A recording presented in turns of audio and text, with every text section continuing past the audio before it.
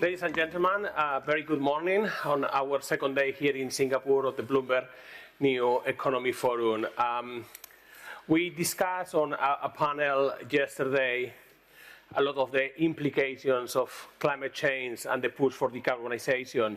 We are going to continue having the conversation on climate change, decarbonization and energy, but with a bit of a different angle, focusing perhaps a bit more on the energy side.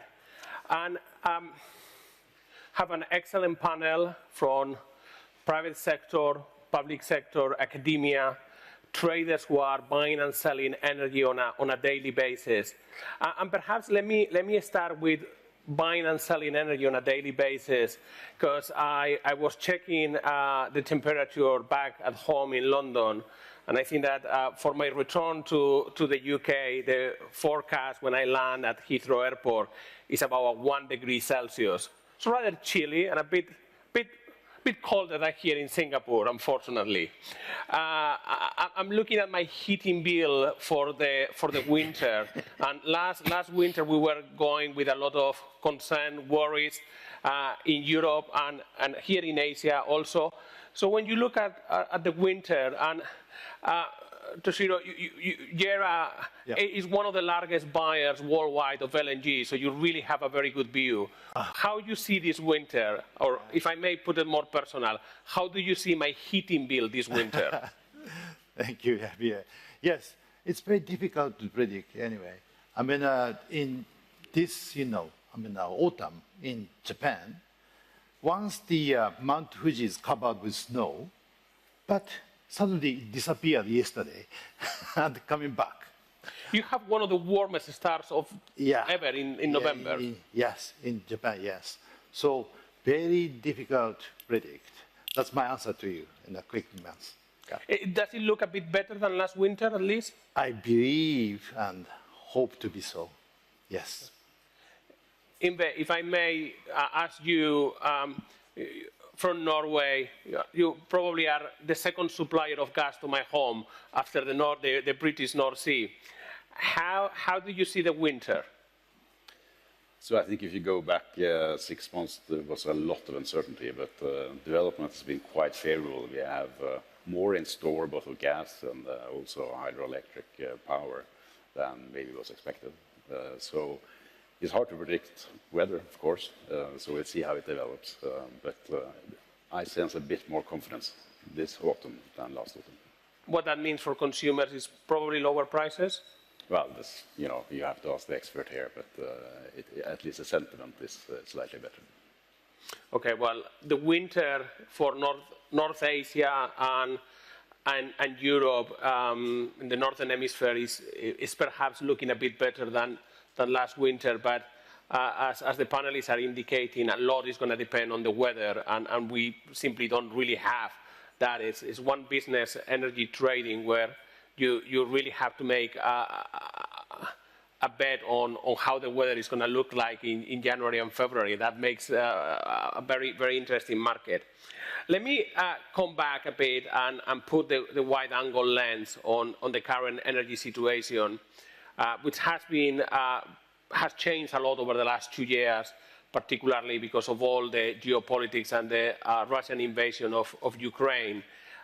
In energy, we often talk about a trilemma, how to square reliability, security, with affordability, low prices for consumers, prices high enough for the producers to continue making investments, and sustainability, moving away from fossil fuels into clean energy sources.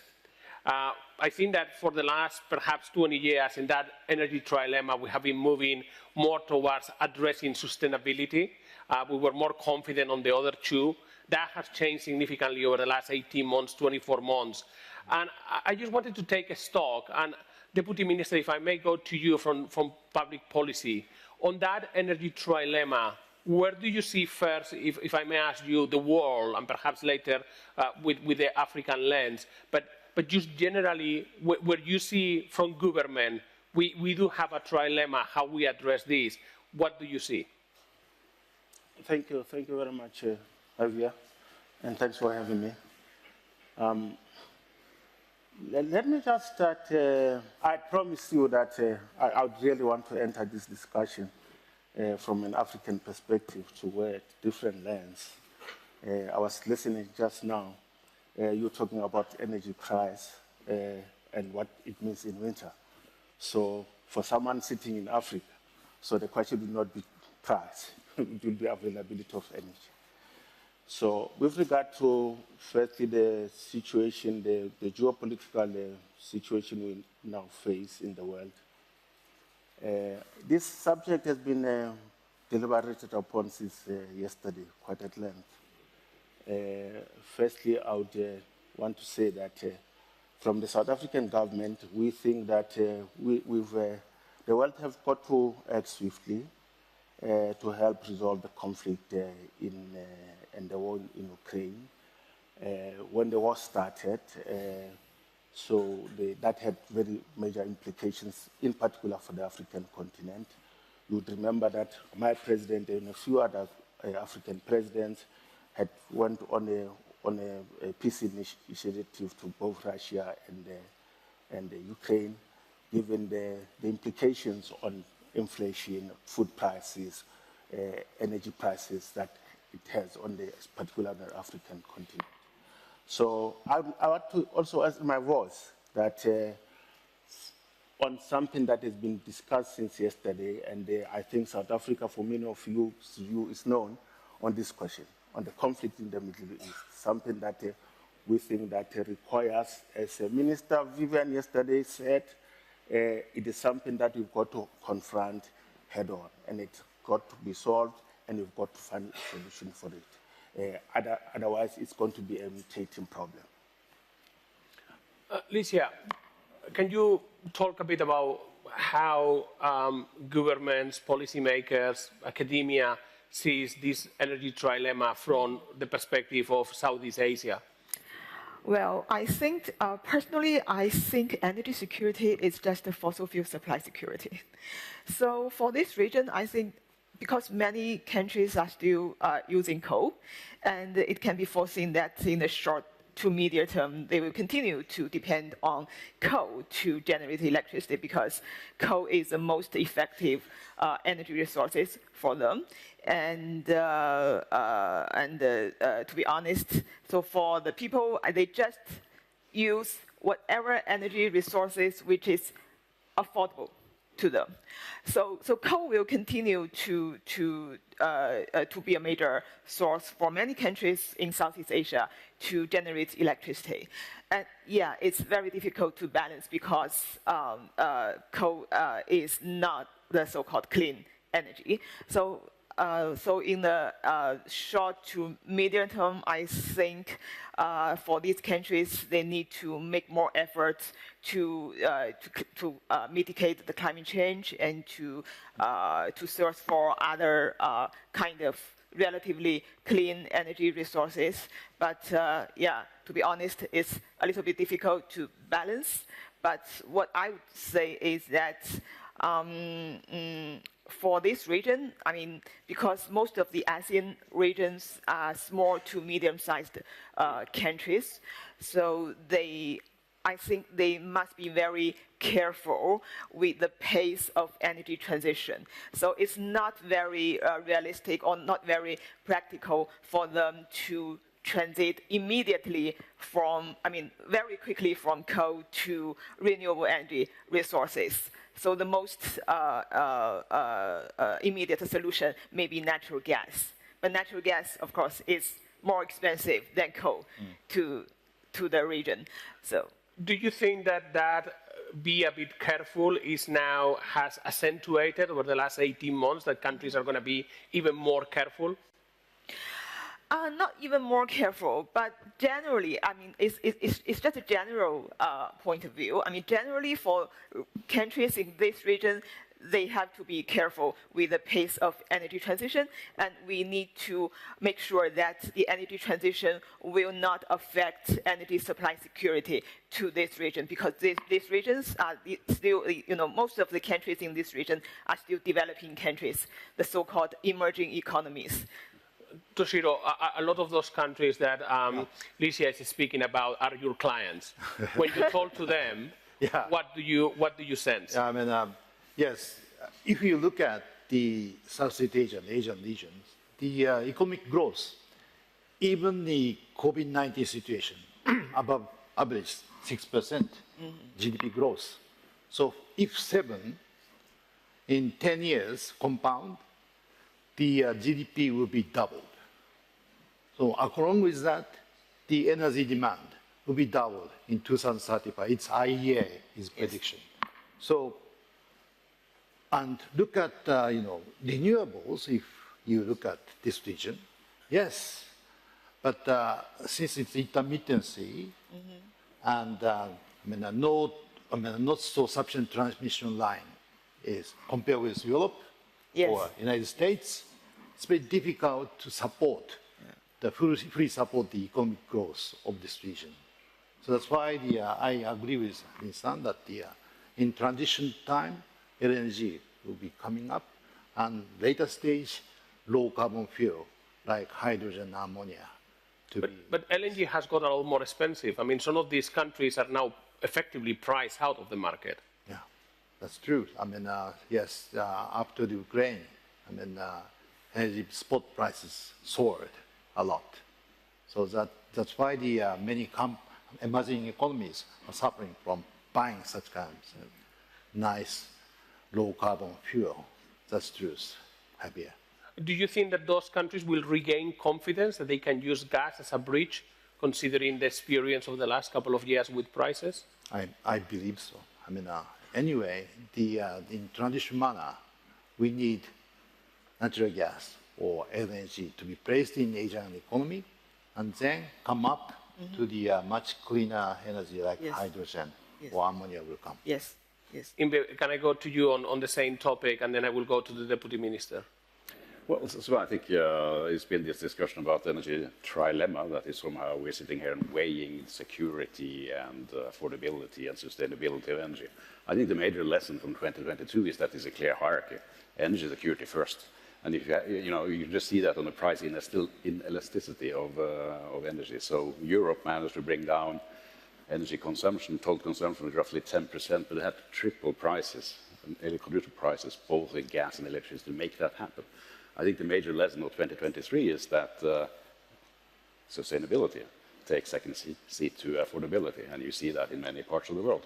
So I think it's kind of security first, and then affordability, and then if you're lucky, we have some extra energy to put into the whole issue. Do you see a change of that? Can we change the order of those three? Well, you can see how hard it's been, right? If you think about what is happening now in the discussion, is about who's actually going to bear the cost, whether it's in COP28 or whether it's policy discussions. It doesn't seem like in most of societies we're able to keep up the pace that we're supposed to keep according to what we promised. Deputy Minister, in South Africa, you are relying quite a lot on coal. You are making a big push to start expanding your renewable capacity. I've seen a lot of solar installation, in particular, coming on in South Africa. But when you look, and perhaps you can give us a bit of the, as I said, perhaps the African lens, the continent view. But how do you see? Because you are putting energy security and affordability at the very top. You need to develop your economy also. That's correct. He's sitting next to me, so I agree fully with him. With regard to the energy trilemma, so for us and the African continent as a whole, the big question is security, energy availability. So you've got to deal with the questions relating to costs, and the second issue that we're quite worried about is sustainability. But our first order of business is energy security. 640 million Africans out of the roughly 1.3 billion that we have no access to energy at all. So the order of business for us from South Africa, for the African continent, is to ensure that we can ensure access to those who don't have access to energy. So obviously the issues of cost come up. And I want to be clear on this, that our emphasis on energy security does not mean we do not understand the seriousness of the energy sustainability. Climate change for us has been a real thing. In South Africa, in April last year, we had seen some of the worst floods. Just in one city, we lost 425 lives, more than 124 schools lost, more than 14,000 houses destroyed. So it's a real issue. So when we say energy security first, it's not as if we're not thinking about the existential crisis posed by climate change. So energy sustainability is very important for us. Lixia, can we bridge from an energy security point of view? Can we bridge the concerns that you need energy security, you need cheap energy for developing countries? Mm-hmm. Is any easy way that we bridge that with renewables, with more wind, solar, mm-hmm. And use those to provide energy security and also perhaps try to bring those prices down? I mean, is that how we can do that? What is the role? Yeah, very good question. Actually, I was just about to talk about this. So I think future is still bright because here in this region, we are endowed with rich solar power and wind power. So we have rich solar and wind resources. But the problem is wind and solar is intermittent. So they are not 24 hours per day. So we have to, combine kind of the renewables, the wind power, solar power, together with coal. Like for some countries in this region, they already require the coal-fired power plants to burn some, to incorporate some renewables. Like they are requiring the coal-fired power plants to burn some, like for example, biomass. So we are on the process to combining the coal-fired power plants or combining the fossil fuels to some renewable energy resources. So, but simply because of the fact that because renewables are intermittent, so we have to have kind of baseload fuel. And here in this region, the baseload fuel is still coal. So I mean, particularly in the times of energy crisis, we must be very careful with in dealing with such things. But yeah, future is still bright. But it's just because we need to guarantee the energy supply security, we may sometimes have to slow down the energy transition process rather than accelerate the process. But again, future is bright. Deputy Minister, what is the role in developing countries across the world for nuclear? And South Africa has been thinking, it's expensive, but it can provide some solutions, but also at a certain cost. It's expensive. Look, our approach in general terms is that we have had experiences across the world with regard to nuclear power. But in general terms, our own experience with regard to an existing nuclear plant in South Africa is that it has been safe over many years, and it produces currently the cheapest of all forms of energy in our country. So it is an attractive solution for us as South Africa. There are issues with regard to costs, which have been very controversial in our country with regard to making that choice. So we do think that as part of the current energy mix that is being implemented, that we do want to pursue nuclear energy, but we think in smaller packages, not the mega plans that we're thinking about in the past. So we think it's an option for us. It is part of the current policy of the government's energy mix. An area very interesting on the energy trilemma when it comes to security is not just for countries which energy they are using, but also where they are importing some of those, the means to produce the energy. And I mean where the solar panels are coming, where the wind turbines are coming, or where the fossil fuels are coming. And recently, and Asia, particularly on the green transition, is playing a big role because it has a very low cost of production for some of those wind turbines and solar panels. But recently we have seen a movement both in the United States and Europe to try to develop those supply chains at home, perhaps for industrial policy, for national security reasons. Where do you see the trends going, Yngve? Where do you think that the US and Europe in particular want to go? So I think you have this longer-term security question about how do you actually source everything you need to develop the new energy sources. Of course, solar is the most obvious one. More than 90% of components are made in China. Wind a bit less, but it's the same picture. Now, I think it's a much more important issue there is how this develops over time. Because it is requiring a huge amount of subsidy if you want to have a local sourcing of this, as we talked about yesterday, produce where you install and source where you produce. That's very unlikely to happen in Europe and the US to the scale that we're talking about. Toshiro, Yeah. where do you see there the trends? Because that's Japan is going to be, has very, very close links geographically and economically with China, but at the same time probably wants to see their own supply chains. It depends. If you look at, India, just, India, they produce, that's a law to say, produce domestically the panels and windmills. So that's the trend.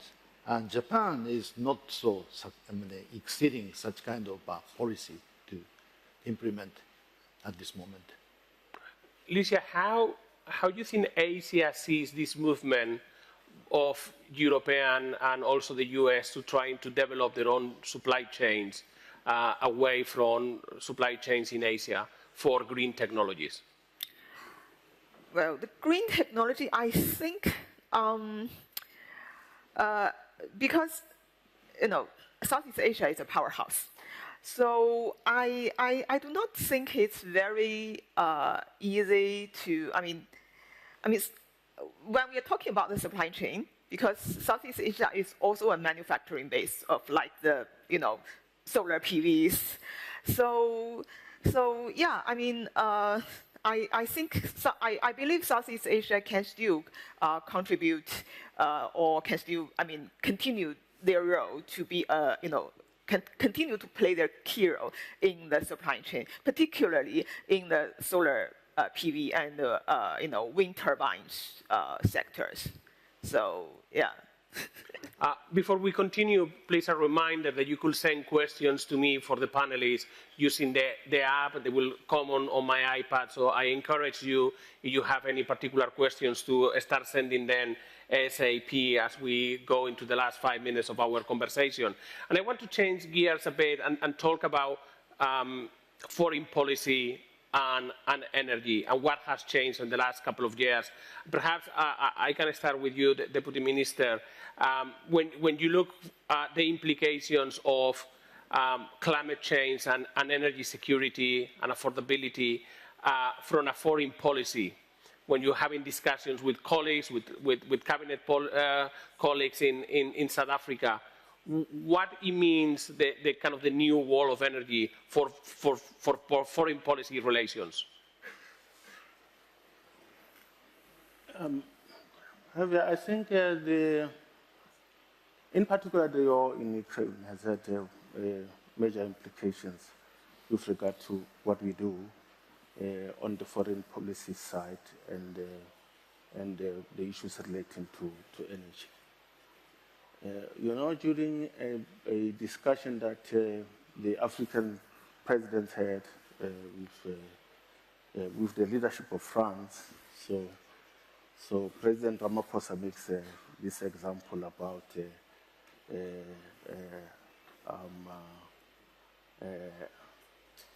access to medicines during the pandemic, and how the rest of the world, in particular the richer countries, behaved in relation to that. So I just want to make just example with regard to energy. So when the war in Ukraine broke out, and it was at a point where South Africa was quite committed, coming out of COP26, quite committed to ensuring that we can push harder on the sustainability side to respond to the challenges of climate change. So as the conflict began in Ukraine, so there have been many governments across the world that we think that without any hesitation had resorted to other forms of energy that we had thought that there was consensus with, that we're moving away from. So then the question arises in a domestic situation that so when we have the pressures that we have at home, and we have been told that we've got to play our part in response to the climate change challenge, but in particular the countries that are richer than ours have the flexibility to simply move back to the cheaper sources of energy, and we don't have that choice. So I think the war in Ukraine has had the implication of beginning to unravel what was beginning to be a consensus with regard to where we're going. So because the question does arise, people say, when it comes to the citizens of those countries, they don't hesitate to ensure that there's energy security, but you want us to sacrifice in order to think about the future. So it has major foreign policy implications, but I can say this. We'll stay the course as South Africa with regard to the international commitments we've made. What we want everybody to understand is the level of development of where Africa is, so that the transition that we're going through is balanced, takes into account the uneven development levels across the world. Let me ask you a rather perhaps politically incorrect or very blunt question, but when you go to meetings with European policymakers and they tell you that you should phase out coal in South Africa, and you see Germany reactivating coal plants, what do you think, really? So, you are a journalist. I can't be that blunt. But that's the point I'm making. So, to be frank, so we sit at home and in the region. In fact, in South Africa, we're in the process of decommissioning coal-fired powered plants as part of the commitments that we have made.